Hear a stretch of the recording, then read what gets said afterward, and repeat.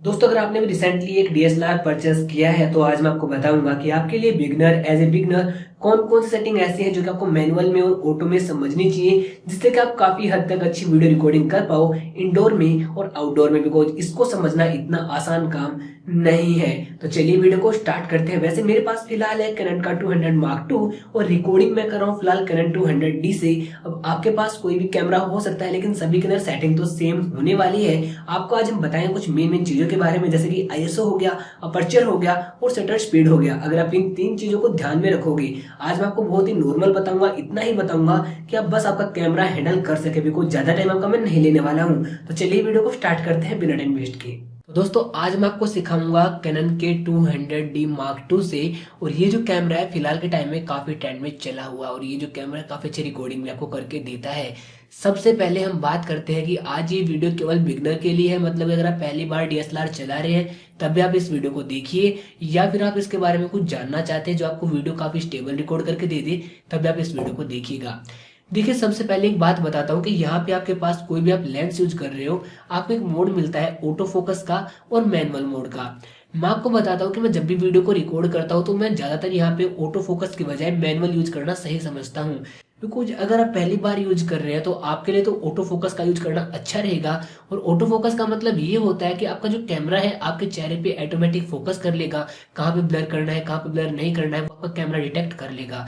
वैसे सोनी के कैमरे में, निकॉन के कैमरे में कम ही देखने को मिलता है। तो अगर आप कैनन का यूज करते हो तो आपके लिए काफी अच्छा ही बेनिफिट देखने को मिल सकता है। अब मैं बताता हूँ आपको कि अगर आप मैनुअल पे शॉट लोगे तो कहाँ पे लोगे, और अगर आप यहाँ पे ऑटो फोकस पे शॉट लोगे तो वो कहाँ पे लोगे। तो देखिए, मैं इसको एक टैप के साथ पीछे करके मैनुअल पे कर सकता हूँ और एक टैप पे टैप करके आगे तरफ ऑटो फोकस पे कर सकता हूँ। तो ऑटो फोकस का हम यूज जब करते हैं जब हम कोई वीडियो को रिकॉर्ड करते हैं और फेस कैम वीडियो रिकॉर्ड करते हैं। और जैसे हम फेस कैम वीडियो रिकॉर्ड करना चाहते हैं तो हमारा चेहरा आगे पीछे होता रहता है, और जैसे हमारा चेहरा आगे पीछे होगा तो हमारा जो ब्लर है वो इफेक्ट उसी के साथ साथ मेंटेन होता रहेगा। आप यहाँ पे देख पाओगे मेरा हाथ भी आपके सामने कैमरा में आ रहा है। तो जैसे मैं इसको नजदीक लेके आता हूँ तो यहाँ पे हल्का सा ब्लर इसमें बहुत ज्यादा हो गया है। अब ये रीजन क्या है मैं आपको बताता हूँ। फिलहाल मैं यूज कर रहा हूँ 1855 लेंस का, जो कि यहाँ पे ब्लर नहीं ले पा रहा है। अब अगर थोड़ा सा पीछे लेके जाता हूँ, अब ये फोकस नहीं छोड़ेगा, भले से मेरे हाथ को कहीं पर भी ले जाऊं, अब ये फोकस बना के रखेगा। तो इसी को बोलते हैं ऑटो फोकस ब्लर। अभी हम बात कर रहे थे इसके बारे में कि आपको ये ऑटो फोकस कब रखना है और मैनुअल कब रखना है। मैनुअल आपको तब रखना है जबकि आप बिल्कुल एक फिक्स जगह पे खड़े हो और आपको बिल्कुल सामने किसी चीज की रिकॉर्डिंग करनी है। तो आप वो बिल्कुल चीज जब हिल नहीं रही है तब आप उसकी रिकॉर्डिंग कर सकते हो। जैसे कि आप बैठे बैठे किसी पक्षी की वीडियो बनाना चाहते हो तब भी आप इसका यूज कर सकते हो। अब देखिए दोस्तों, ये तो आपकी बात होगी ऑटो फोकस की और मैनुअल की। अब मैं आपको बताता हूँ कि अगर आप यहाँ पे इस कैमरा को सबसे पहले ऑन करना चाहते हैं तो कैसे करेंगे।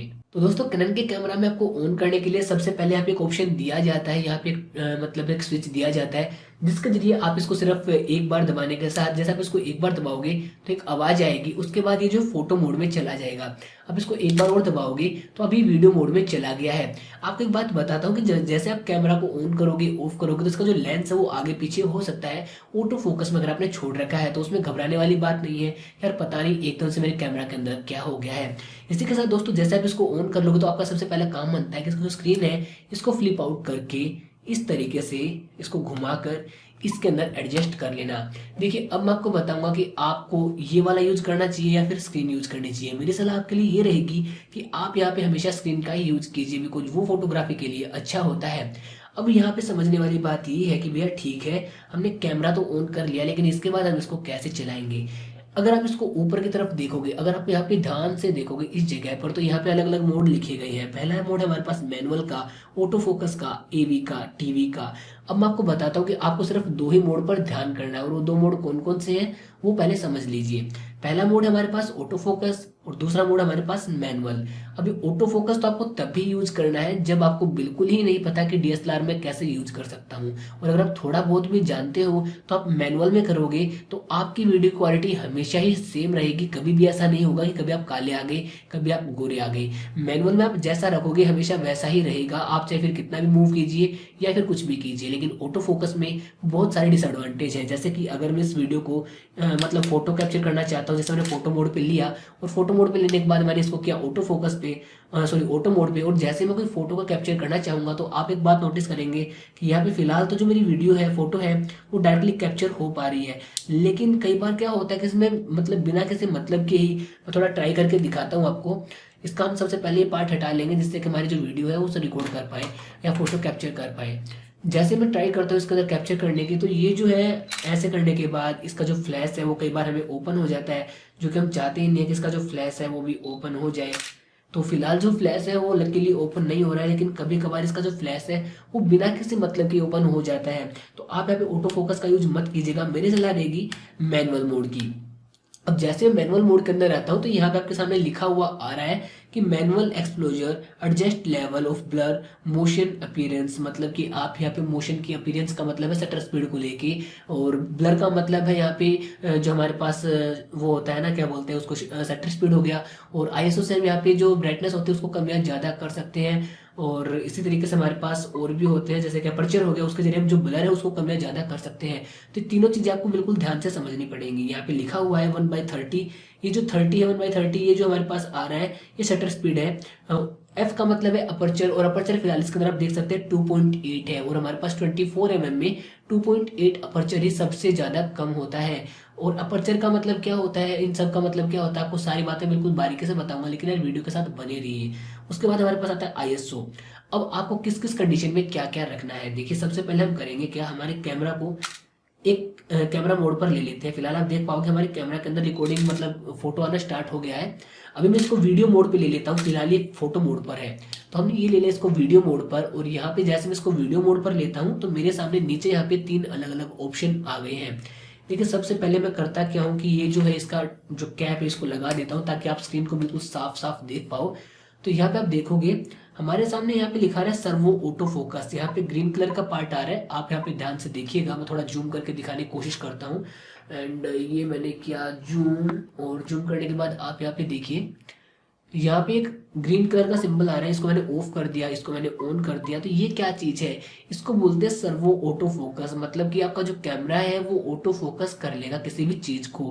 लेकिन अगर आप इसको बंद कर देते हैं तो आपका जो मूवी का जो ऑटो फोकस है वो बंद कर दिया जाएगा। यहाँ पे आपको दिया गया है 1/30, जिसको आप यहाँ पे अलग अलग जगह पे लेके जा सकते हो, 1/400, 1/30, 1/8, इस तरीके से। तो ये जो है ये आपका है मतलब शटर स्पीड, मतलब कि आपकी जो कैमरा की स्पीड है, शटर स्पीड, वो कितनी ज़्यादा या कम है। इन सभी बातों के बारे में बताता हूँ, अभी उससे पहले मैं आगे डिस्कस कर लेते हैं। उसके बाद हमारे पास है अपर्चर।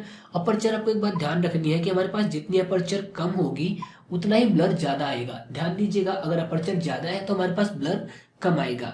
उसके बाद आईएसओ है, और आईएसओ को फिलहाल आप यहाँ पे एक टर्म में ब्राइटनेस के चक्कर में आप समझ लीजिए कि आईएसओ एक तरीके का ब्राइटनेस होता है, वैसे ब्राइटनेस नहीं होता। आईएसओ का एक अलग ही पर्पज होता है जो कि आने वाली वीडियो में आपको आगे बताने वाला हूँ। ये एज ए बिगनर है, फिर भी ये काफ़ी बड़ा वीडियो हो रहा है बिकॉज मैं आपको बिल्कुल बारीकी से समझा रहा हूँ। देखिए अब हम करते क्या है, एक थोड़ा सा आपको ट्यूटोरियल देता हूँ कि आपको किन किन बातों का ध्यान रखना है। अगर आप वीडियो को इंडोर शूट करते हैं, जैसे कि फिलहाल मैं अभी वीडियो शूट कर रहा हूँ, तो फिलहाल ये लेंस पर भी डिपेंड करता है। मैंने जो आईएसओ है वो 400 रखा हुआ है, और मैंने जो शटर स्पीड है वो 1/40 रखी हुई है, और जो मैंने अपर्चर है वो 5.6 रखा हुआ है बिकॉज मैं 1855 लेंस का यूज कर रहा हूँ। और जो आपको कलर मतलब ये लगे कि हाँ भी स्टेबल है, तो आप उसी कलर का यूज कर सकते हो। अगर आप यहाँ पे दिन में वीडियो बनाते हो तो आपका सबसे पहला काम ये होता है कि आपकी जो वीडियो है उसको आप 100 आईएसओ पे रखोगे। आपका सबसे पहला काम कौन सा है कि वीडियो आप 100 आईएसओ पे रखोगे। उसके बाद आपको जो ये है शटर स्पीड ये 1/60 कर देनी है।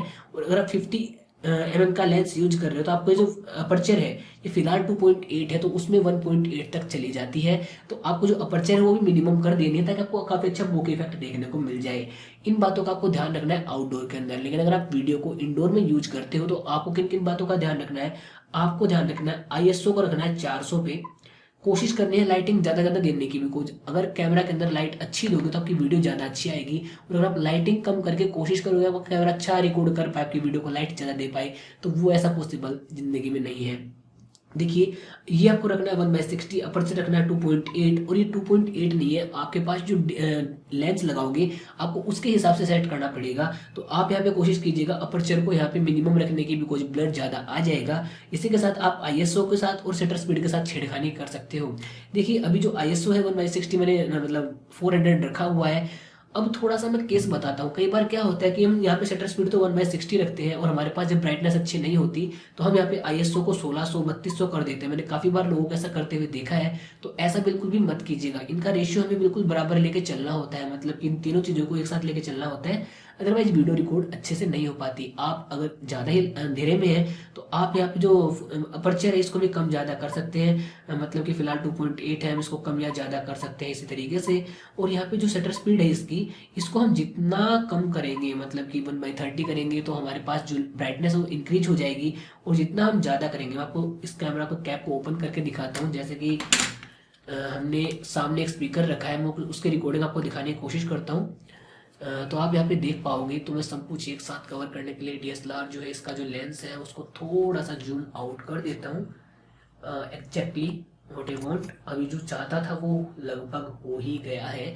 तो अभी मेरे सामने एक स्पीकर रखा हुआ आप इस स्क्रीन में देख पाओगे और मैं स्क्रीन जो उसकी फ़ोटो लेने की कोशिश करता हूँ। तो आप यहाँ पे देखिए, फिलहाल जो मैंने इसका अपर्चर है वो 3.5 रखा हुआ है और इसका जो शटर स्पीड है मैंने 1/320 किया हुआ है और ISO भी मैंने 800 किया हुआ है। फिर भी उसकी जो वीडियो है वो इसके अच्छे से रिकॉर्ड नहीं हो रही है। तो उसका रीज़न क्या है मैं आपको बताता हूँ। मेरे सबसे पहले जो अपर्चर है वो 2.8 कर देनी है, तो आप देख पाओगे ये थोड़ा सा ब्राइट हो गया है। इससे क्या होगा कि जो बोके इफेक्ट है वो थोड़ा सा ज़्यादा आ जाएगा। उसके बाद आपको स्पीकर पे ऑटो फोकस पे टैप करना है ताकि वो बिल्कुल साफ साफ नजर आ पाए। उसके बाद आप यहाँ पे आओगे शटर स्पीड पर और इसको कम करना स्टार्ट कर दोगे। मैं इसको कर देता हूँ 1/60।